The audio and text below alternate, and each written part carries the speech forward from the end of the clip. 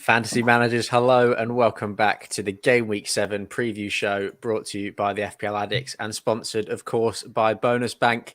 After a long World Cup break, we are back. The Premier League is back on Boxing Day, so just a few days out from that now. And we're back with the panel today to give you all the best insight and all of that good stuff towards FPL. Because if you're like most of us, we haven't really looked at it over the break. There's been a couple of people that I've seen on Twitter that have been, changing their teams and whatnot, but most of us here today are fairly fresh, and we're going to be giving you the best advice. You can always count on that.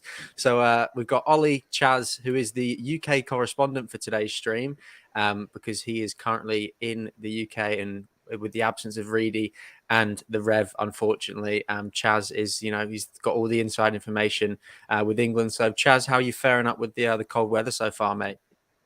Firstly, fantastic to be back. Getting on the podcast is a highlight of my day.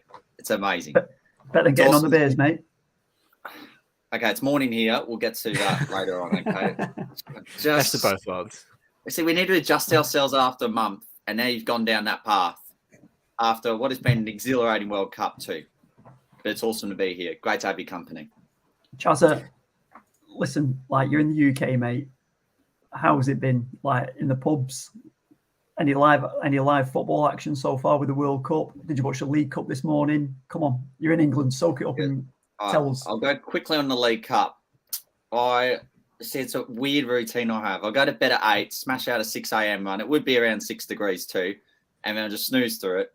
The World Cup wise, I was keen to go to do that pub crawl. However, the cousins didn't leave till very late on, and they just really ruined my afternoon. So I had to watch it from my grandparents' place. Not happy at all. But there we are. It was still good. It was an amazing cup final too. It really was. That game had pretty much everything that you could want from a final. And obviously Argentina came out on top. A lot of very happy Messi fans all around the world. But now that is over, as we say, we can focus back on domestic football. It feels like pre-season now, boys, doesn't it? It really does feel like, the Premier League's getting ready to go again. It can be very easy to forget that, 16 game weeks have been played. But Jack, how do you think, it's going to go? Do you think it's going to be, normal back into things? Or do you think teams are going to take a couple of games to, get the cogs turning again? Well, listen, good to be back on the podcast, lads. I've missed you. Elliot, I think it's your first one since game week 2, I think, isn't it? So it has been a couple of absences. Good to have you back in, mate. You started well and then flew off. And good to have Chaz on the stream as well. I want to discuss his haircut and his mullet at some point. And Ollie, good to see he's got a bit of a tan for the first time as well. He's looking fresh from his holiday. But back into your question, mate. Loving Premier League being back. World Cup was great. Our team's going to be back, ready to go. I think so. I mean, you saw this morning the League Cup. Teams were pretty much all the players were back from the World Cup. United put a really strong team out. There was only obviously Slabhead and Martinez who were missing. Really. So I think, everyone's looking good, and it was good to get that full team out for United in that aspect, just to make sure we are ready going into Boxing Day games. I think everyone's going to be just raring to go. Everyone's obviously still fit from the World Cup. There's a couple of players who may be slightly off the pace, but no doubt those who missed out on the World Cup have kept themselves fit. A couple of teams went on tour as well. For example, United went to Spain. So I think everyone's going to be good to go, to be fair, mate. And I think there are going to be crazy results, as we know. The Premier League has been very unpredictable this season as well. A couple of crazy results and a couple of big results. So expecting lots more of the same. Yeah, absolutely. I think, that's what we're all eager and waiting for. Ollie, while we're on the topic of, cup games, Blackburn obviously did have the chance to beat a Premier League side this morning, but unfortunately didn't go too well for them, did it? You boys lost 4-1 to Nottingham Forest. And Jesse Lingard, he's going to be in your FPL team for the rest of the season, isn't he? Absolutely not, mate. It's very wary of you to even mention that. I thought you were going to bring it up. we are back. We weren't back until you took a shot at Rovers, mate. We are truly back now. But just to echo the sentiments of everybody else, it's great to be back here with you lads. Missed you guys over the World Cup break, so good to be back reconnecting with the FPL community. Jesse Lingard is not going to my FPL team. I will provide a quick comment on Forest. They absolutely tore us apart this morning. We did put a second string team out, but Brennan Johnson was man of the match by an absolute mile. Our Awoniyi was quality. We were awful. So, look, it would have been nice to beat a second Premier League team and go into the Cup quarter-final after we beat West Ham in the previous round, but not to be. We can focus on the league now. That's what everybody says when they're out of the Cups. So, focus on the league. But, Forest, I know they've got your United, Jack, coming up next game, so I wouldn't be going for any Forest assets, but my word, they were full strength this morning and they looked pretty damn good. I heard they're going back into the transfer market. I don't think 21 players is enough, apparently. Do they need more all?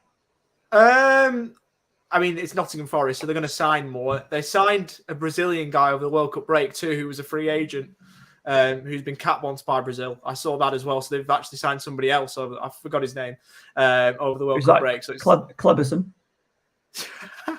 What a throwback that is! Alexander Pato's come out of retirement. Mate, who's the Arsenal guy? Danielson? Danielson, yeah. We're going all the throwbacks now. It was Gabriel, somebody, I think. I think he played for Palmeiras, I'm pretty sure, at one point, who they signed. But anyway, off Forest, they probably will go back into the market, won't they?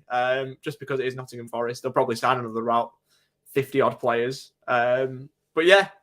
I can't really comment too much on Forest other than what I saw this morning, which, frustratingly for me, being a Rovers fan, was good from Forest this morning. They probably could have had about 10 if our keeper wasn't on song. Yeah, well, enough about Blackburn. We'll focus on the Premier League from now and just always have to stab the dagger into Ollie's heart just a little bit more after a loss from Blackburn. And Quentin, it is good to see you back in the live comments. Obviously, we've missed a lot of the FPL community that haven't. We've missed football, we've missed the community. The World Cup somewhat filled the void, but it is good to be back, seeing all the familiar faces. And obviously, anyone that is watching along live, get your comments in, get your questions in, and we will do our absolute best to get around and answer them. But boys, we can get into it now. Or give us some advice, Elliot. Yeah, even more importantly. That'll be right. So if you want to contribute and help us on the podcast, that'd be perfect. You'll know more than us, so please do, give us a little bit of advice.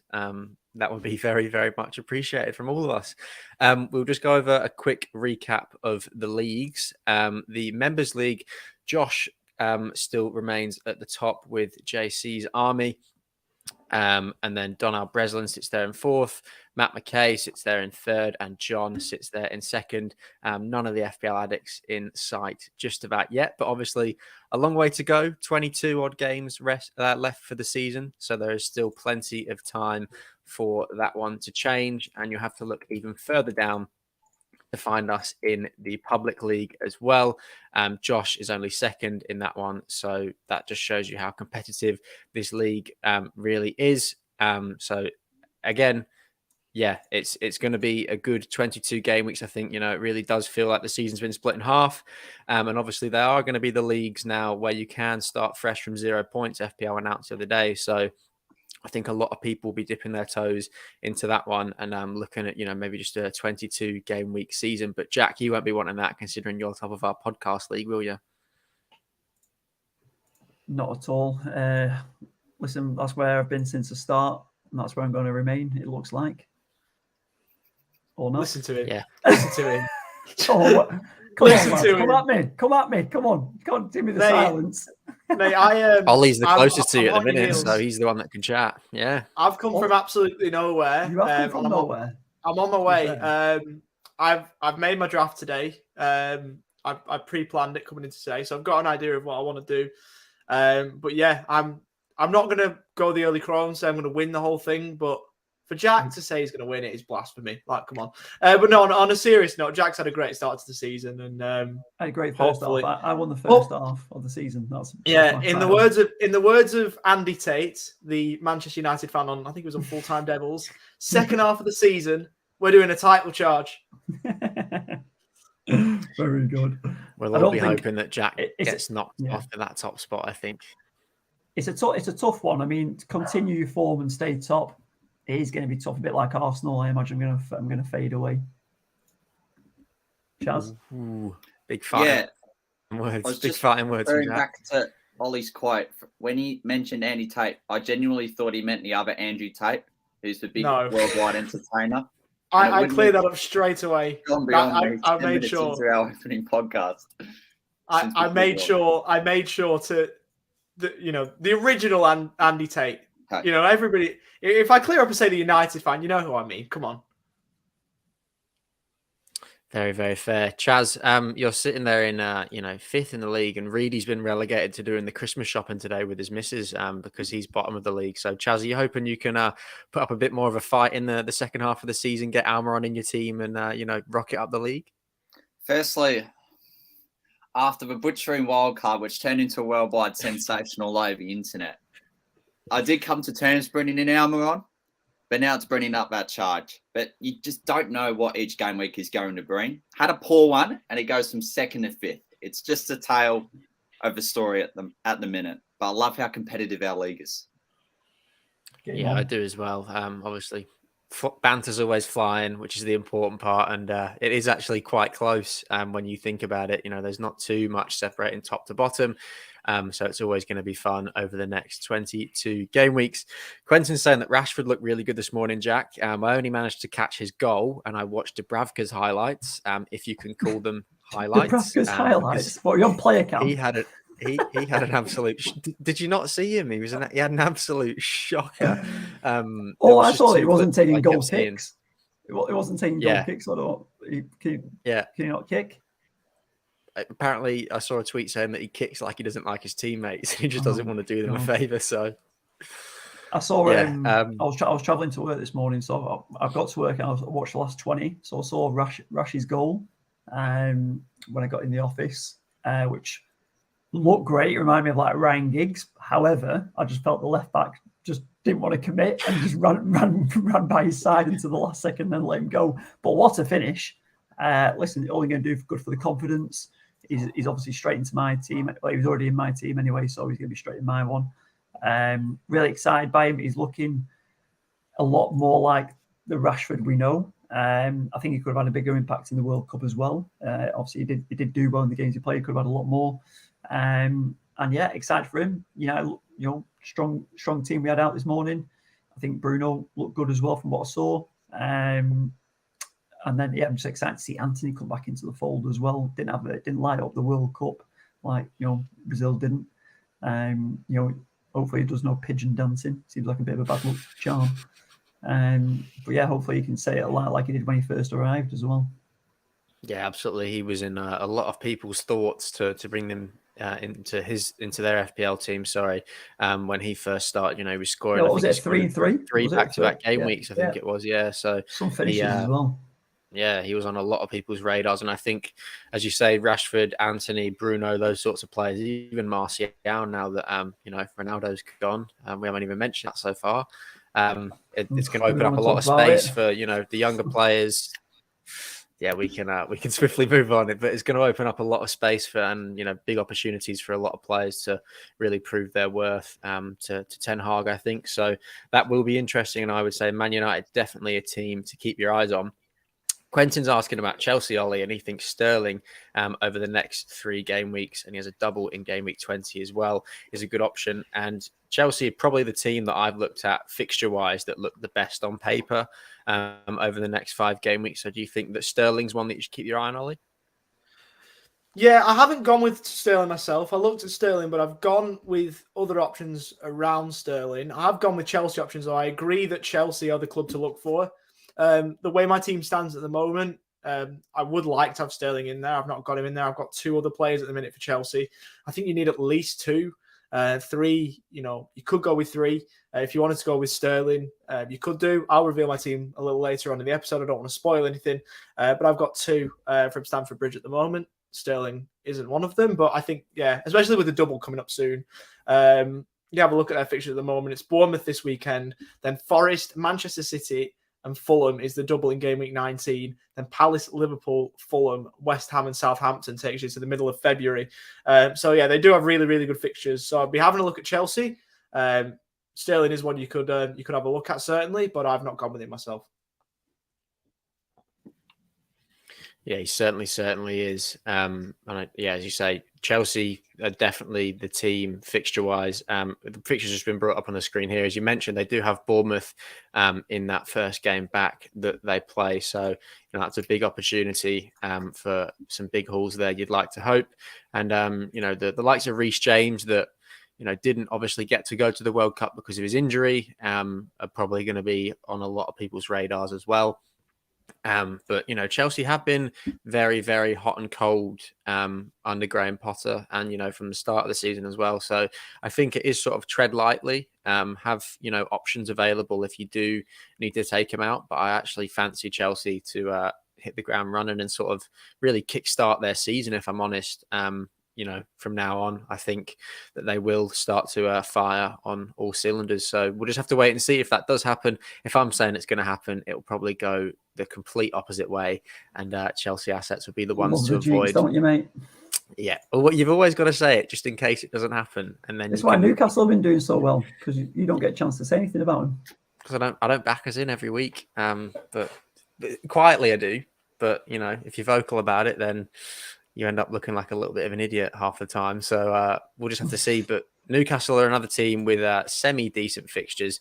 We've got Leicester on our first game back as well. So Chaz, I know that you're going to a couple of games this week, being in England. So I'm going to ask you if you've got a little preview for any of the match that you're going to. You said you've been watching a couple of TikToks of a couple of players.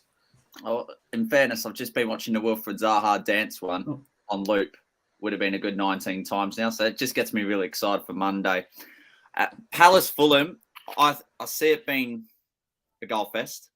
Both sides love to attack. Palace tend to play a lot better at home too.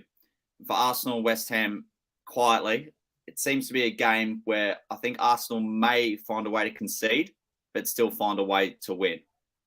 But I'd say roughly 3 goals in each of the games. But look, doubleheader, London derby, there's nothing like it.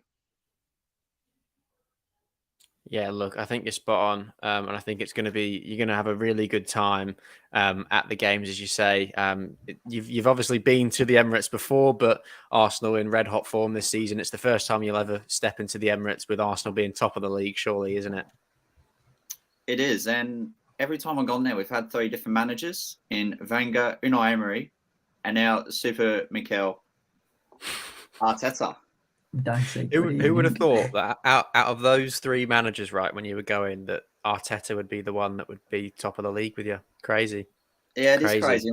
What I did find out during the week, Elliot, is I sent a photo of you of when I attended the Arsenal-Newcastle game 8 years ago, and you were telling me that you actually went to that too. So we were both at the game. No, to me, and it was an Arsenal game, and we were both there. Get off. Yeah, genuinely. Yeah. Small world. Sat near each other. Yeah, well, I did see some lad with a mullet like halfway across the stadium. I just thought he was some mental guy. So turns out it must have been Chaz or something. I think he ran on the pitch, to be honest. I think he ran onto the pitch and gave Alexis Sanchez a hug. So pretty sure that was you, Chaz, wasn't it? Yeah, you'd back it because I was on the very last row of the stadium, just right up the very top deck. So yeah, it was certainly me. Yeah, Chaz, you must be absolutely frothing, mate, going into this weekend. Double header. How good's this? That's Premier amazing. League. Don't go much better, to be fair.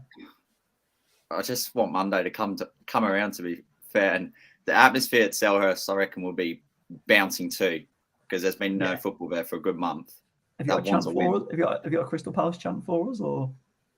No, not at the moment. But, mate, you check my Instagram story during the Monday. That's the best way to go about it. You just make sure you tag the FPL Addicts pod on the Insta so we can repost everything that you post, mate. Absolutely. Yeah. You might even you could do a takeover if you want. Should we take over the Insta? Chaz takes it for the day. Love it. Do it. Got to do it. 100% you can do that if you want. Reedy and Mikey are boring. They're never going to games, so we might as well get someone. Last time we did this, right? Reedy took over the FPL Addicts podcast on Instagram, and he went to the Fantasy Football Fest, and he was that pissed. he was live with the phone in his pocket, so we couldn't even know what we didn't know what was going on. Can't imagine it'll be much different for Chaz, though, to be honest. So Yeah. I think that's guaranteed. I think our fans will love that, mate. All 4 of them. that's the content that you want. If I'm a fan and I'm watching along, that's what I want. I want drunk Chaz at Selhurst. At Selhurst. Him, Patrick Vieira, Ollie's mate. Yeah, true. You should ask him if he remembers OWP. Yeah, interviewing him when he was in Melbourne. Crazy. It's all coming full circle, boys. It's all coming full circle. Before we move on, Ollie, you interviewed Patrick. Yeah, I was in his press conference. First term names, are we? Yeah, I was. Yeah, I was in a press conference with Big Paddy V. Yeah, back when Palace were in Melbourne. Yeah, that's crazy. Pretty cool experience. Asked him a couple of questions. Mentioned my name, so Patrick Vieira heard my name. Doesn't remember the though. Don't reckon, but it was nice. Cool experience. That's awesome. Yeah, good times. But enjoy the games, mate, and hopefully you get a couple of goal fests, mate. Should be a fair bit of fun. You watch it be 0-0 after I've said it. Yeah, imagine that, eh? That would be your luck. That would be a bit of an Elliot curse, that wouldn't it? The Elliot jinx. As long as Mitchell doesn't get subbed before the 60th minute and it's a 0-0, I do not care less. But knowing he's going to get hooked on the 58th inning again, and it's going to be just mayhem and chaos. While we're chatting about this game, though, we might as well just preview who's with team wise, like Mitrovic against Palace, like that. Surely he's going to be banging. He's going to be banging, mate. He's going to be scoring goals. He's going to continue his form. I think he's going to have a brilliant rest of his season. I think he's going to keep firing. He was decent for Serbia at the World Cup. He had an interesting game against Ghana where he had a little bit of a shocker, still managed to score. And they always say it's a sign of a good player when you can have a bad game and end up scoring still. But I think Mitrovic is going to keep firing. And I definitely think he should be on a lot of people's radars because I back him in for the rest of the season. Yeah. Chazza, what about you, mate? What are you thinking about this? Are you looking for assets out of them 2 teams? You obviously know Zaha, but do you think he's going to be firing? As it stands, see, I'm in a split situation. It reminds me of a time where either I go to bed or I wait till what the boss is having for breakfast at Dino's Cafe. Now, in FPL terms, it's sort of, do I want it to be a full-on Boxing Day vibe where I just load on their players, or do I make smart decisions and bring in the most relevant fantasy players at this point of the season? Well, going into that form, see what Palace over the next couple of games, what they got? They got Fulham, Bournemouth away, Tottenham home, next 3. Yeah. Fulham have got Palace away, Southampton home. Then they've got a double, Leicester away and Chelsea home. Not Newcastle bad. after that, Tottenham after that. We'll keep him quiet. And Chelsea away. I mean, they've only got 1 red on the FDR. So, yeah. Southampton with the new manager as well might be interesting. I really don't know which way Southampton are going to go. I think it's going to be obviously it'll be one of 2 ways, but I think it's going to continue downwards as Ollie is pointing for me. Ollie, you probably know the most about Nathan Jones. Yeah. He has the infamous clip of him saying that he feels physically sick. But a Southampton fan's going to be feeling physically sick come game week 25 when they are bottom of the league. I reckon so. It's only infamous because that game was against Blackburn, and I posted that round. That's the only reason why it's infamous. But I don't think Nathan Jones is the right man to lead Southampton forward. He's not a proven Premier League manager. He did okay with Luton. He's done some great stuff with. I say okay. That's not being generous enough. He's done brilliant stuff with Luton, but I don't think this is the right job for him. And I think Southampton needed to look elsewhere. I think they're just going to start sliding down the leagues. I think he'll be a great championship manager for him next season to try and take him back up. But to be honest, I think Southampton, with that appointment, in my opinion, they've just consigned themselves to a season of championship football next time round. And I think, this might come back to bite me where it hurts, but I think Nathan Jones would be a brilliant manager to take him back up next season, if that's the way it falls. I like Southampton as a club. Obviously, Adam Armstrong up top, massive fan of his, but I don't think Nathan Jones is the man. It's going to be interesting to see what style of football he plays. I didn't watch the Lincoln game in the League Cup, which is his first competitive match. In charge of Southampton, obviously, Che Adams got a couple of goals, should have had a hat-trick, but it'll be really interesting to see how... Did you see that miss, by the way, boys? Yeah, I did. Absolute shocker. He dribbled around the keeper and dribble around another one of the defenders on the line and still manage to mess it up in Yeah. true Che Adams fashion, to be honest, isn't it? So yeah, for what it's worth, I would steer clear of Southampton assets just until we see what style of football Nathan Jones plays, and if they play decent football, if he can get them working and ticking over, then maybe have a look. I have a feeling he's going to be quite somewhat defensive, which is going to be interesting. I mean, it's not great for Southampton if you're going in with a manager who's going to play defensive, but I feel like it's going to be slightly more defensive than attacking, to be honest, having watched some of the Luton games against Rovers in the past especially. But obviously he's got higher skilled players, no offense to Luton, higher skilled players at his disposal at Southampton. It's going to be interesting, but I just don't think Nathan Jones is the right man personally. this is why we keep him around, boys, because he gives us all the championship inside information. This That's your championship segment. It's useful. It's useful at This is what he times. does. It really is useful at times. It is because, you get managers like Nathan Jones who are, doing bits with Luton, and then you get managers like Lopetegui, who's at Wolves now, who's Right, let's Real talk about Madrid, this. Is this not an managed Sevilla, outrageous managed appointment? Spain. I think it's a fantastic appointment, like absolutely fantastic. Where did this even come from? I don't Was he in know. for the last game? Was he in for game week 16? I think Oh, he yeah. was. Was he? Yeah. I think he was. I Yeah. don't remember that. I don't remember it. It honestly, the Premier League feels like a distant memory to me. I could not remember a single thing about it. I just remember that Newcastle are third, and I'm still pinching myself about it. But great appointment by Wolves. Their assets become relevant now. This is the guy who took the Real Madrid job while he was still in the Spanish job during the last World Cup, right? And then got pinned. And then Hierro took over, didn't he, for the World Cup? Yeah. Unreal. Yeah. And then he went to Sevilla after that, Yeah. I'm pretty sure. So, quite the CV. It's not exactly Luton Town, is it, Ollie? But Sevilla, you're comparing the two. I think Wolves obviously have had quite a slow start to their season. They've struggled to win a lot of games. They've got a couple of draws, but mostly it's been poor performances from them. And the quality they've got: Ruben Neves, Jimenez is back, Moutinho. Their assets really start to become a little bit more relevant now, I would say. So, what do you sort of make of it, Ollie? Yeah, this really caught me off guard. It really did catch me off guard. Lopetegui, what an appointment by Wolves. You look at against someone like Southampton. If there's any Southampton fans listening, I don't hate your club, but it just shows the difference between the two. If you juxtapose the two, it shows the clear ambition of Wolves and the lack of ambition from Southampton. I think you'd have got. I'm not a betting man. You'd have got incredibly good money on Wolves appointing a manager with the caliber of Julian Lopetegui a year ago. Like it's an appointment straight out of something like FM or FIFA or something. It doesn't seem real, and he'll get Wolves playing some beautiful football. The likes of maybe Gonzalo Guedes. You've got maybe Adama who could come forward now and do something. You've mentioned the talent they've got in midfield. They have got stars on every single line. So I think that Wolves are going to be looking up, and I think Lopetegui is a wonderful appointment. Again, I would err on caution a little bit for a week or two just to see how he sort of gets Wolves playing. But I think it's not as much of a risk going with Wolves assets as it is with Southampton assets when it comes to new managers. Yeah, absolutely. I just read an article saying Isco has been linked with Wolves.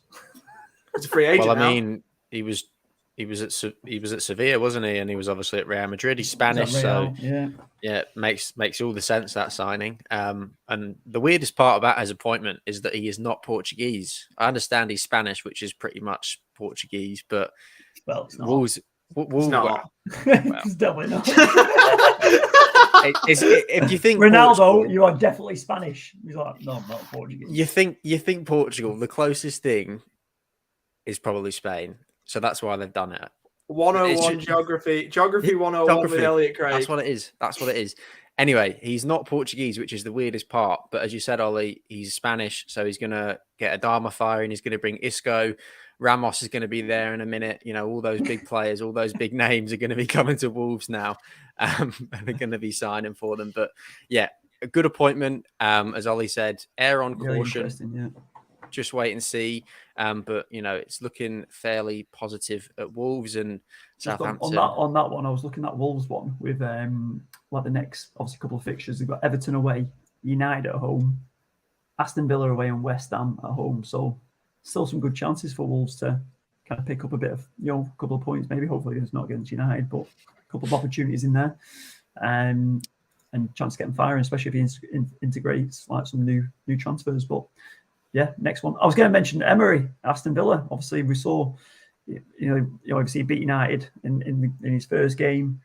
Obviously, we've got the return game against him, but that's obviously what an appointment he is as well. So plenty of big manager names in the Premier League at some random clubs as well. Yeah, and obviously a World Cup champion coming back to Birmingham as well, which is not often something that you can say. So that's going to be huge for Villa. Unai Emery's obviously didn't have the best time towards the end with Arsenal, but I don't think you can deny that he is a fairly fantastic manager and he will get teams results. And that's what he's going to probably do with Aston Villa. They needed that turnaround. Gerrard was sort of, not doing it for them. He was all right at the start, but, you look at the players like Coutinho, the quality that they've got there that really aren't just playing well. Emery's the guy that's probably going to unlock that for them. And, if they can get a bit of confidence and a couple of points, some good results on the bounce, as Chaz has got his hand up, I think they will start to perform Aston Villa. As much as I am not a huge fan of Aston Villa and hope that they don't start to do that, I think it's fairly inevitable with Unai Emery. But Chaz, what are you going to add to that? Firstly, I've really enjoyed the last 10 minutes and the collaboration between you three. I think the chemistry's out of this world. I just want to know, is... What? We were giving you time to get on the beers, mate. No. Is anyone tuned in? Carly, mate. Is Colm tuned in today? Is anyone tuned Colm's in? Yeah. He made the comment. He made the comment about you being a West Ham fan because you're an Iron Man. I loved that. No one clocked that before. That was brilliant content. I was a massive fan of that. That's good. Yeah, that was my input for now. Cool. Nice. Brilliant. Right. Absolutely we're gonna before we talk about premium assets and the way to handle that, we're gonna go over to the bonus bank probabilities for this week. So if you're new around here and you haven't, heard of bonus bank or you're not aware what they're doing, it's a tool that you can use to help build your FPL team and get more points for your FPL mini leagues as well. It basically displays the probabilities of clean sheets for each team and which player is going to be likely to score from which clubs. And obviously, as I said, it's useful for determining the best defensive players and the best attacking assets to choose for your team. So the top three teams in terms of clean sheets this week. At 3, we've got Crystal Palace, Fulham, and surprisingly, Crystal Palace, have got a 33% chance of keeping a clean sheet this week, which I think is quite interesting. Palace haven't been, the most robust team so far this season. And as I think it was Cole mentioned before, there's no Mark Gahey, your man Ollie, for Crystal Palace either, because he's got a suspension for having 5 yellow cards. But nonetheless, Everton have got a 34% chance of keeping a clean sheet against Lopetegui's Wolves. And then the team with the highest clean sheet percentage probability this week is Arsenal. Chazza against West Ham. And do you think that the mighty Gunners are going to be able to keep out the Irons? A part of me thinks no. I think Hammers might be able to storm a counter-attack, make the most of it, and their way end goes off. As much as I've been impressed by Arsenal defensively, they do have their moments where they let a couple of pockets open for the oppositions to take advantage of. And I think this may be the case come Boxing Day, but I feel Arsenal's firepower up front should be enough to win. To be fair, just quickly on West Ham, I think if any club in the Premier League needed the break, I think it was probably West Ham. Yeah. They were playing some awful football. Hell, they lost to us in the Cup. There's your marker. They got done off Palace. They're having an awful run. David Moyes was just not getting West Ham to work. Yeah. So they'll want to respond after the World Cup break. I think that Arsenal should have enough. I think if you're playing this game before the World Cup break, Arsenal win this about 3-4-0.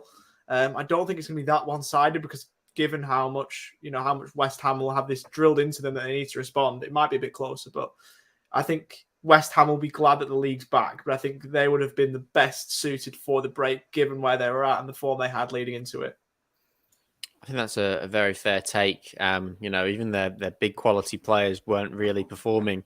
Bowen, who had such an incredible season last season with West Ham, was nowhere to be seen. Skamaka was sort of, starting to, make his status known, but he wasn't really doing too much for them. So I think that's a very fair take, Ollie. And we'll just have to see if West Ham can really, hit the ground running after, Christmas Day and everything, and they can get back on their bike, because it's very easy to forget that they are also playing in a European competition this season as well. And they're not doing too badly in that one, but, they strengthened in the summer with the likes of Paqueta. So you really would like to think that they start to perform and get a couple more points on the board, because they really, really weren't doing too well.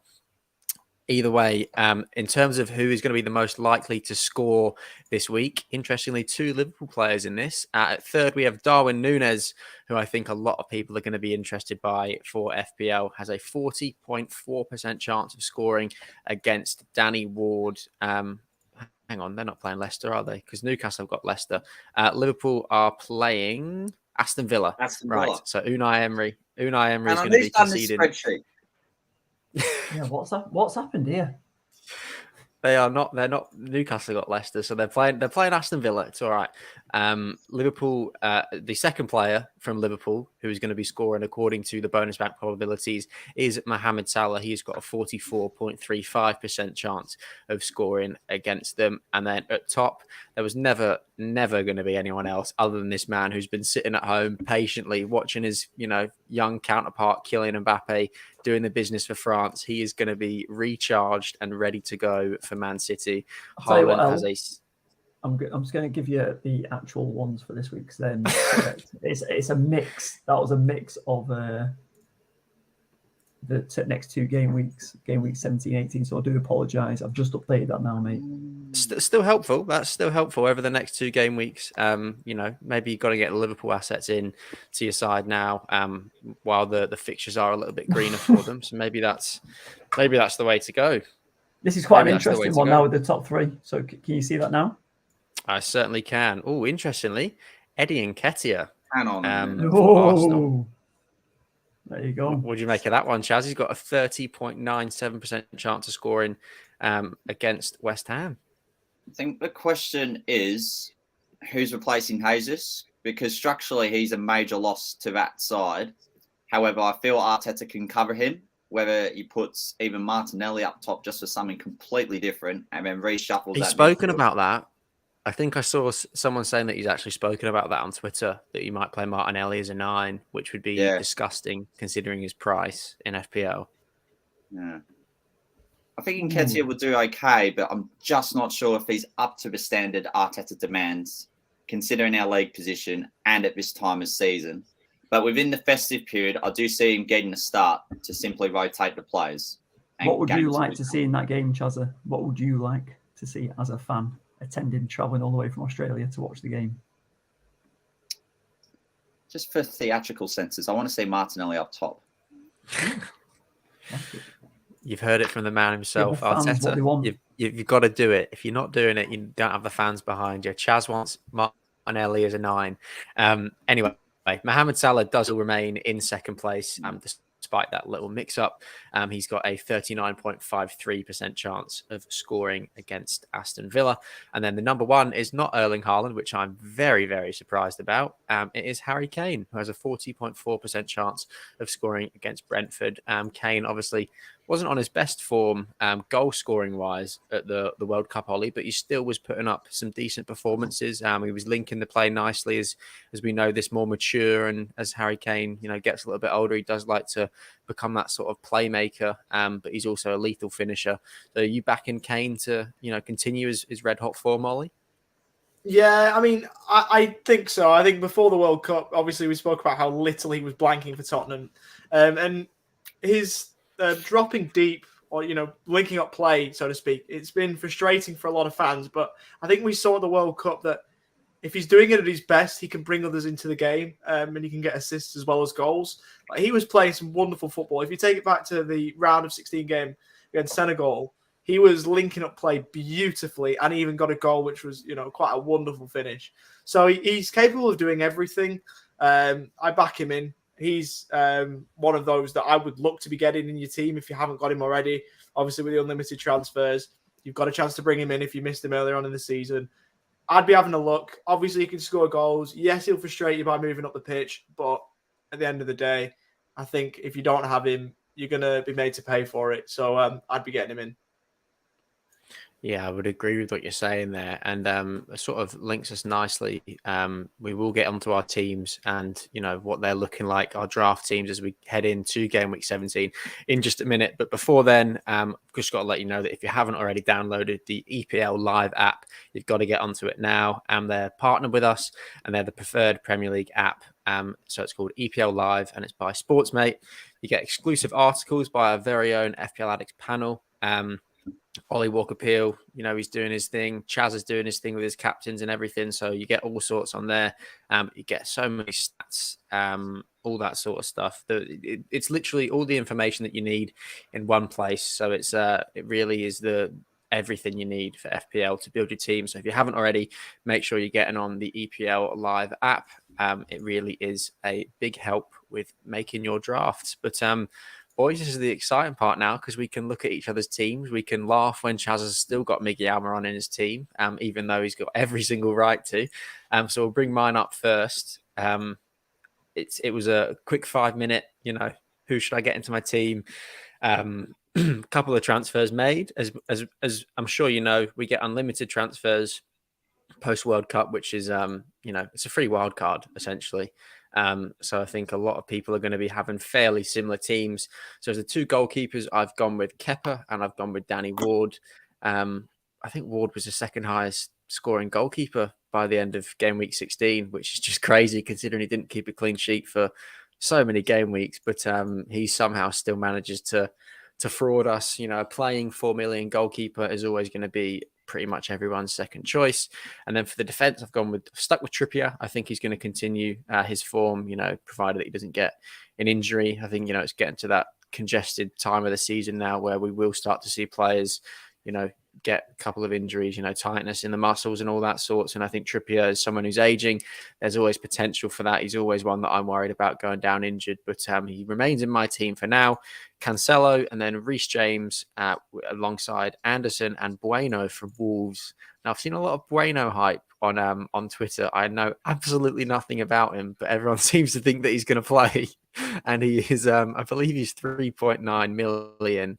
I think if he's going to be playing for Wolves at that price point, I think you really do have to go with him. I think he's a better option than the likes of Nico Williams. And obviously, as you can see, Wolves have got some nice fixtures as well. They've got Everton away, Man United at home, Aston Villa away, and then West Ham at home as well. So that is the defence. In terms of the midfield, I've still gone with the Arsenal double up, which was my team before the World Cup with Saka and Martinelli. I'll be hoping that Martinelli plays as a number 9 because if he is, then that is just an absolute bargain to have in your midfield. Rashford, much more of the same. I do hope that he continues to fire for Man United. He was really good for the little bits that we saw from him at the World Cup. I thought he was one of England's better players from the tournament, and he really showed what he can do, because he hasn't been on it for last season especially, but he's paving his way back into the side this season, which is good to see. And then Foden and Andreas round off the midfield. And then up top, I've gone with my man, Callum Wilson. I just keep backing him in to score. He'll be the one that gets injured, but I do back him in to score when he's playing. And then Harry Kane and Erling Haaland as well. And it looks like the armband is probably going to be going on Haaland. He's got a very nice fixture this week. So that is my team, boys. It's my 15-man squad. I'm fairly happy with the way that it looks. I'm sure that it won't be my team going into the deadline, but feast your eyes on it. And what do you make of it? Banging that, mate. I like it. I'm just not sure about what Chelsea goalkeeper situation. Like, I'm not too sure. For all the drafts that I've seen, a lot of people have gone with Kepa. Yeah. If it's not going to be Kepa, I think there's a couple of 4.5 million goalkeepers that I could go with. If I don't want to end up doing that, I can downgrade someone and maybe get like a Nick Pope. But I think a lot of people that are still going with Pope, I would probably say you're better off going with Sven Botman for 4.4 million as your double Newcastle, because I think, he's yet to score. He's come close a couple of times, but, we've looked strong defensively, and he's been fairly decent for us. He's been a really good signing. He loves a diagonal ball. He gets a lot of passes. So he's one for the bonus point system as well, I think. But the keeper situation is one that I will have to monitor closely for Chelsea, because obviously Kepa was playing a lot before the World Cup. That's because Mendy was obviously injured, but Mendy was playing for Senegal at the World Cup. So it'll be interesting to see what happens there, who Potter prefers. But if it's going to be Kepa, I think, with those fixtures, as you can see on screen, it's a lot of green at the minute for Chelsea. So I think he's going to be one that a lot of people go with. So yeah. And they've won just the Foden rotation, right? That's the other one. I think with Foden, I think it's a lot of World Cup hype for me, and thinking, Foden's going to be playing on that left-hand side. He's made it his, but it's difficult with City. I didn't have enough to go with De Bruyne. I would love to have De Bruyne in my team. He's another one. I think him and Kane are going to come back to the Premier League with a big point to prove. Kane, obviously, with the penalty miss, and De Bruyne really just underperformed with Belgium. So I think they're going to be... Belgium underperformed, didn't they? Overhyped. Yeah. They were absolutely horrible. They were absolutely nothing special. So I think De Bruyne back in his element in that City team, and Kane, back with Spurs, surrounded by all the other bottle jobs, he's going to be absolutely fine. The only thing that I would change about my team, and the way that I would, get a better goalkeeper, as I've just been reminded in the chat, is there's no Miggy Almiron, which does make me sad. That was the first thing I thought of. That was my first point, was to look across the midfield. There's no Miguel Almiron. Yeah, do you know why I've done it? Folded out, Miggy in. Is because if I bring Almiron in, he'll stop scoring. But if he's not in my team, he'll keep scoring for us, and that's what I want, because team goes over FPL. So that's why. You boys can all enjoy your Almiron points. Or some fake superstition. Yeah, absolutely. That's what it is. But yeah, as I said, the transfer that I'd make to get a better keeper in would probably be getting rid of either Saka or Martinelli, downgrading them to, it's an upgrade to Miguel Almiron in quality, but downgrading in price to Miguel Almiron, and getting a better keeper in for Kepa. But that's my team, boys. I'm interested to see what you boys have done with yours, because I think there's going to be a lot of similar players, but I think there is the opportunity to go a little bit different. So have any of you boys got your drafts up and ready to go? Yeah, mine should be ready to go. I don't know if this is going to be mine. You can go, Ollie. I'll put yours up one sec, mate. There we go. This is a bit different. I've gone a bit different, but I Pluto. don't mind the way that this looks. First point on De Bruyne. De Bruyne was originally in this team, but I found that with De Bruyne, I suffocated myself too much and couldn't spend the funds elsewhere. So I went from De Bruyne to Foden.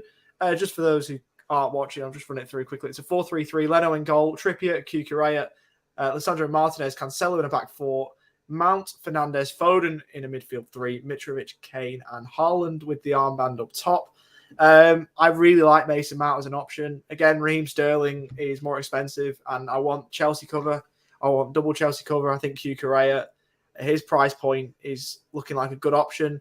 I thought had our man Kinder Bueno on the bench. He played 90 minutes for Wolves in their first competitive fixture after the World Cup. He played at left back, so I don't have him in. I probably will get him in, though, even though Williams for Forest this morning was pretty damn good. He played well, much to my dismay. I really like Garnacho, who's sitting on my bench at the moment. I think with Ronaldo out of there, I think it gives a lot of chance for United assets to have a go. Obviously, Garnacho started this morning against Burnley alongside Bruno Fernandes, who I think everyone forgets how good Bruno Fernandes was at United before Ronaldo came along.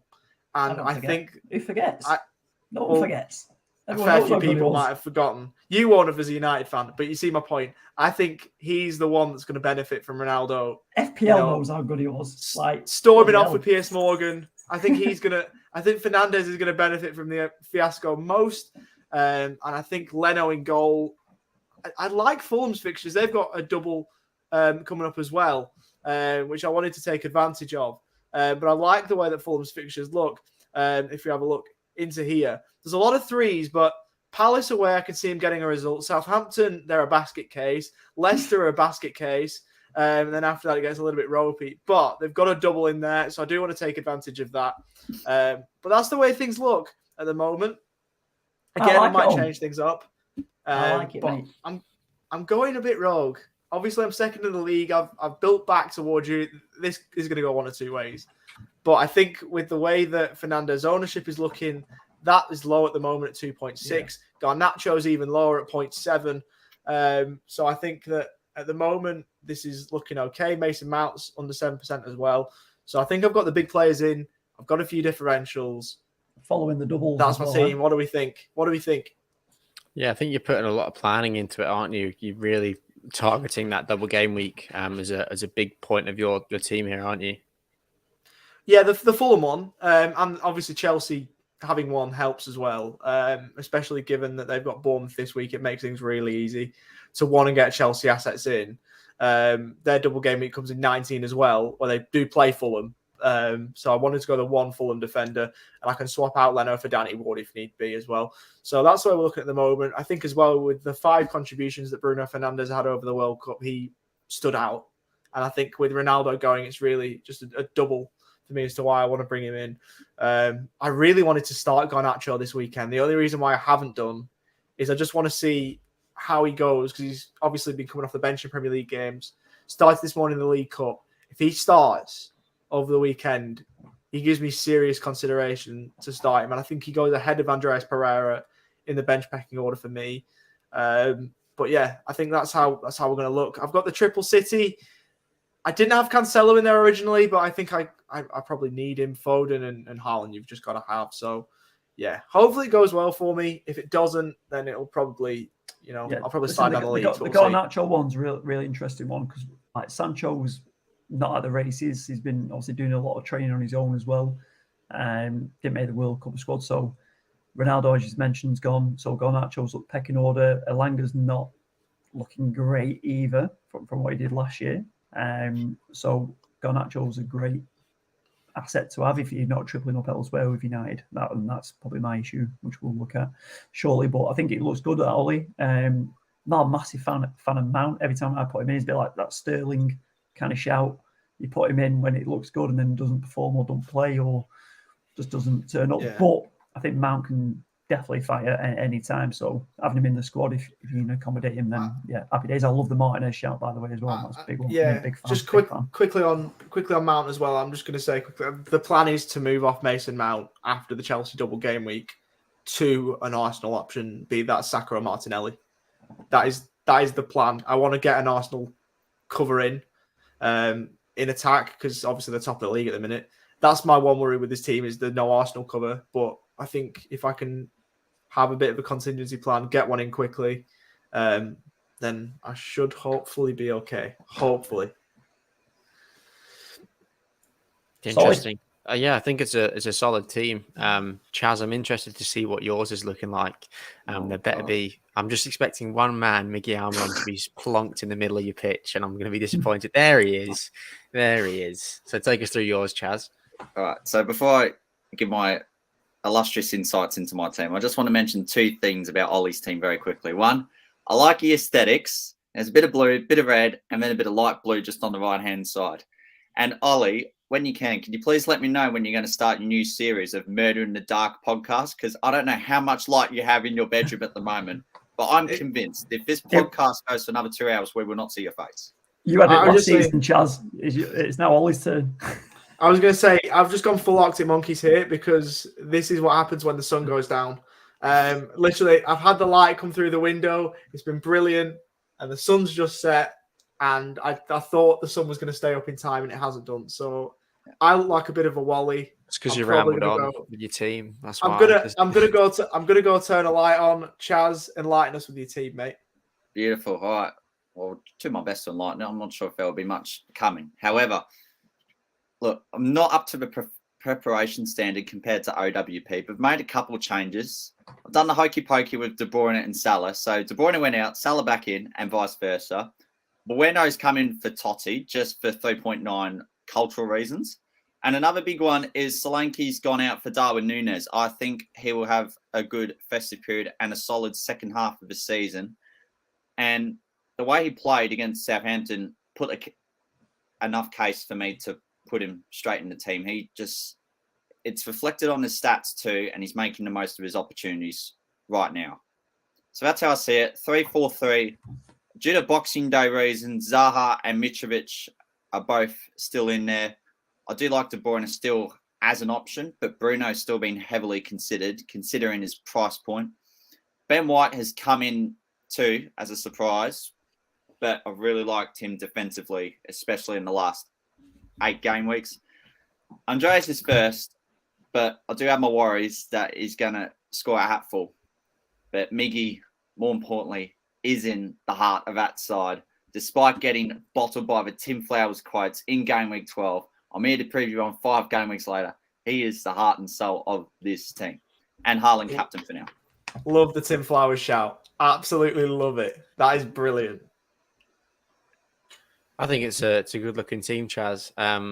I think, as you said, Ollie's was looking nice aesthetically. I think you could obviously rearrange a couple of players to make it look a little easier on the eye. You know, maybe shift Miggy across to the left, and then you could have the De Bruyne where Miggy is, and you have the nice line of blue. But other than that, in terms of the actual players who are in the team, I think it's a good team.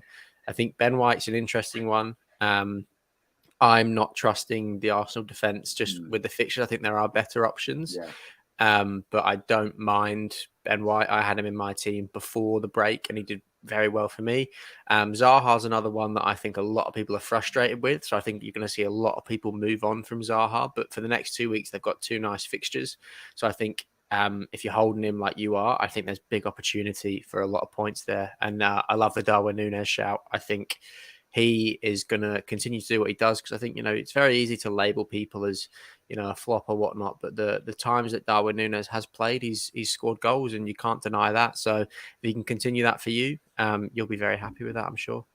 That's right. Well, if I had to consist this team right now in terms of the time I put into my own physical activity, I'm still in the warm-up. So just warming up, easing myself back into the game after a month off. There's still plenty of changes. That's what the Christmas chaos is all about. Love it. Love it. And Jack, the final podcast member to reveal your team, is it looking similar to any of ours, or have you gone full rogue and gone completely off the grid? Do you know something? I've made some changes to my team to make sure this title charge is still on. And I've gone for the freemium at the minute. So I've gone, you can see, obviously, Salah hasn't made anyone's team, but he's made mine at the minute. I've made a couple of changes around at the back. You can see on there, if I'll just go onto my screen, actually, I've got the, did I have the triple up? Oh, God, I've changed my team a couple of times, actually. Sanchez gone in goal instead of Guaita. I took him out. Not too sure why I did, but I did. At the back, I've gone Dalot, Cancelo, Trips, and James. Obviously, there's flags on Dalot and James. But what I might do, Martinez for United is my kind of backup option for Dalot if he isn't looking good for the game. And then I've gone in midfield. Rashford has remained in the team. De Bruyne and Miggy and Salah have all come in. And Haaland and Mitro up top. Andreas, Neko, and Greenwood on the bench. Not obviously too excited about the bench, a bit like, I guess, Chaz's bench is not too exciting on there. So, and obviously I've gone down to a 4-4-2 in honour of Chaz being in the UK. But other than that, yeah, I don't know. It's doing something a little bit different and, trying to get the advantage back on because, Ollie's chasing, the league's looking tight. I was kind of riding my luck, I think, in the last couple of game weeks and managed to remain top. So I think at that point, alarm bells now need to change it up. So that is how my team's looking, lads. I've gone big. Prove me wrong and tell me where I'm going wrong. I think you rode your luck for 16 game weeks, to be honest, mate. I don't reckon it was the last year. Because you were missing for 14 of them, mate. Yeah, I didn't even remember what your team looked like, but I think it's a good team. I actually do think that it's a very, very solid draft that you've gone with. As we said, as I mentioned with Zaha, with Chaz, I think Salah's going to be the same with you. Just in terms of us, as you said, no one here has got Salah. So if, he's got some decent fixtures, and Liverpool are another team with a big point to prove, and he's going to probably be central to that Salah. So I think he's going to be huge for you. It's all about Salah. I think it's all about Salah. He's got to come out, and Liverpool have got to come out and go for it. I think it's probably done them good. We talked about West Ham having a good break over the World Cup, but I think Liverpool were just in that category as well, where they did obviously finish off pretty strong. Salah scored maybe 5 or 6 goals across the 3 games, including the Champions League, maybe more actually, because obviously he got he got a hat-trick against Rangers, didn't he, in that very short stint. So I think it's all about Salah coming in. I think same argument about De Bruyne. I think Elliot, you picked him. He needs to step up again. Rashford's in form. Miggy, if he carries on the form, I don't think you can look away from him. And then Haaland and Mitro. I don't know. I think it just feels right in there, but maybe the defense might change around depending on what the fitness and injury news comes in, what that looks like. But pretty happy. Yeah, I think, as we say, you just got to wait for the press conferences from the managers. Don't have too many bevies on Christmas Day, and do remember to make your transfers is the biggest challenge for you. It's I think, Jack. Struggle, right? Yeah, it's going to be a struggle. Ollie, what do you reckon, mate? Are you worried about this team or not? Yeah. I mean, I'm not worried, but I'm in this. Instead of something, I'm happy for you. That you've been very quiet. I'm happy that you managed to actually to build a decent team. I'm happy that you. I'm happy that you put all the sense out on the paper, and that team makes it look like you haven't been lucky, if that makes sense.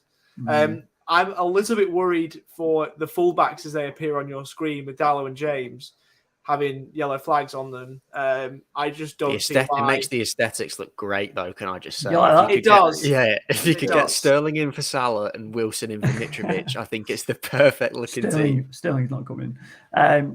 So I think for the fullbacks one, I think you're spot on all. I think Martinez for Dallo if you don't make it, and then Cucurella for James, and that'll be where I'm at, and obviously save a bit of cash as well. Yeah, I just don't see why, with unlimited transfers, you'd go into a week with someone who's uncertain to play. I know you had the same issue, Elliot, before with Kepa. I just think personally, I wouldn't.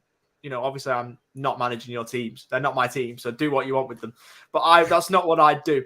The rest of it, I really like Mohamed Salah as an option, because obviously in terms of our podcast league, he's a differential for you, which we haven't said all too often over the last 2-3 years. I do really like that team.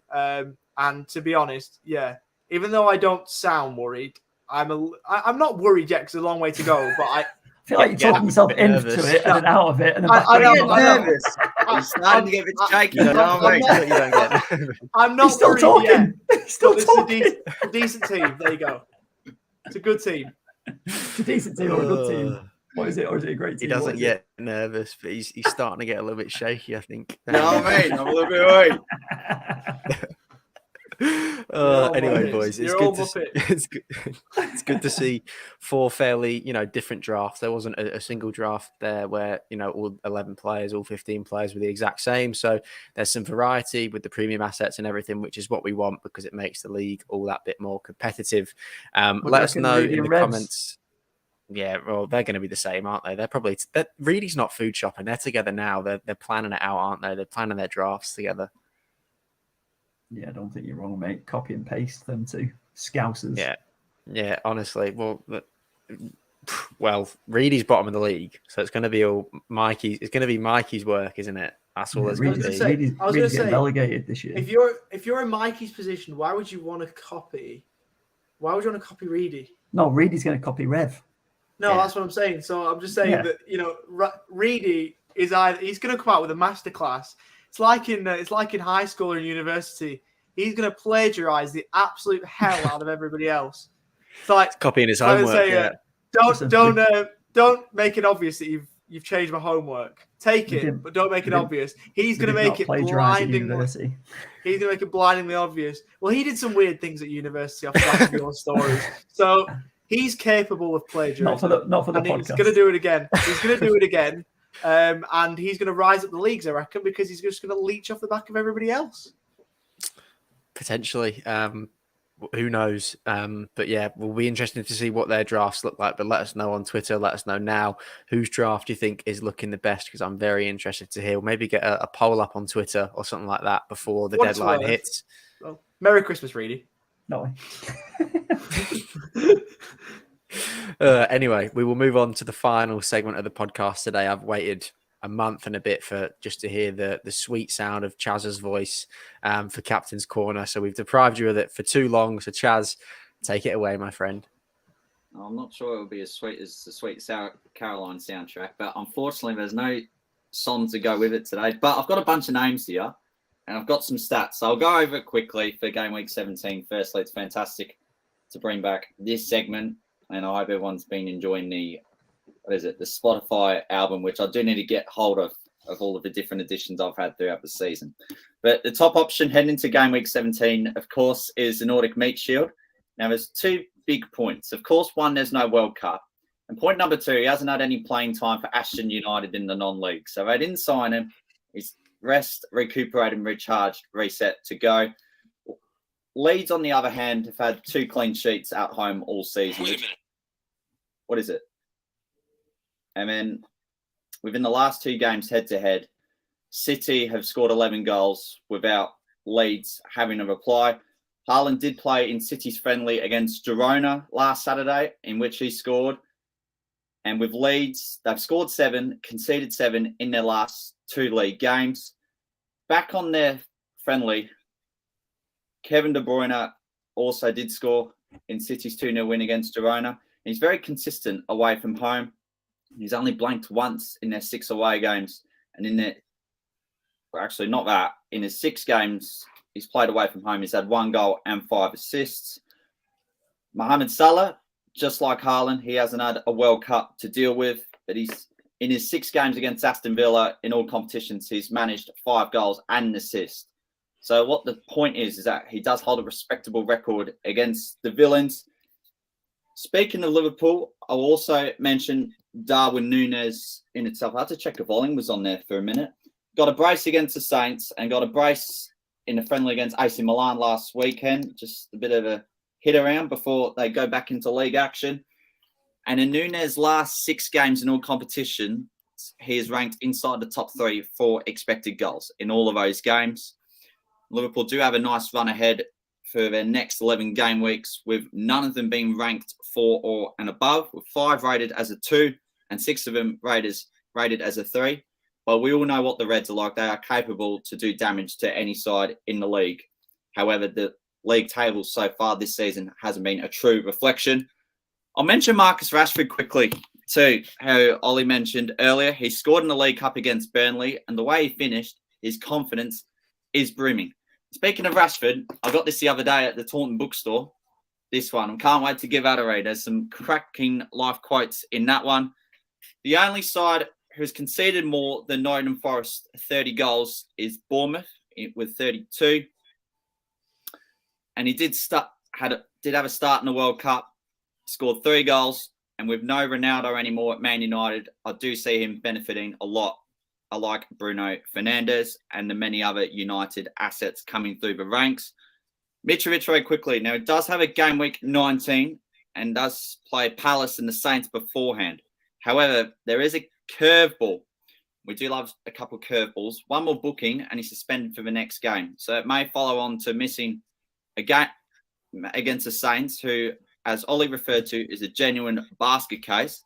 Or if he gets suspended in that game, he'll miss 1 of the 2 games for Fulham's double game week 19. Harry Kane very quickly has only blanked 3 times all season.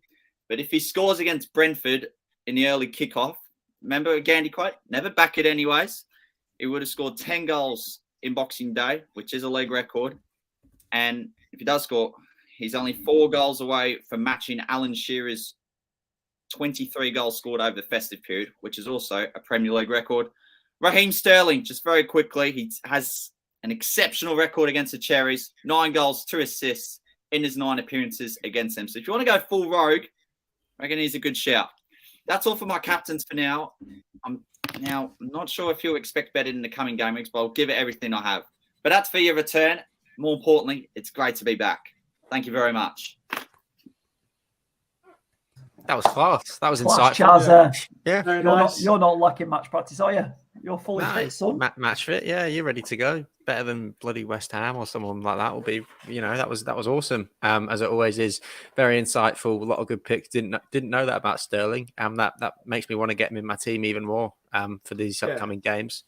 Good point on Mitrovic too, by the way. For what it's worth, the ruling is that a player must avoid 5 yellow cards in the team's first 19 games of a season.